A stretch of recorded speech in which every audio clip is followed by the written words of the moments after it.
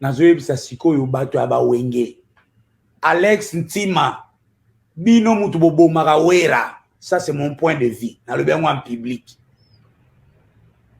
Wera un musicien grand artiste Feraz ala leki na ye mwana na ye que sais-je encore polémique à 2 balles.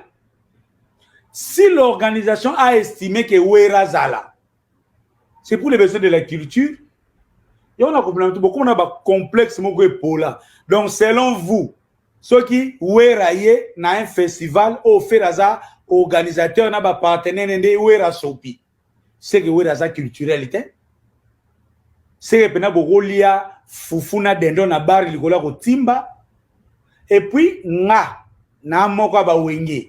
Koda wera lelo isa wera vanda patriarche. Si vous moni wera go yate libre à vous pas sopi. Mais ndenge game ekende la lelo. Moi ndenge na ebi wera. Ndenge wera andimi ba partenaire ba yapa na ye. Ndenge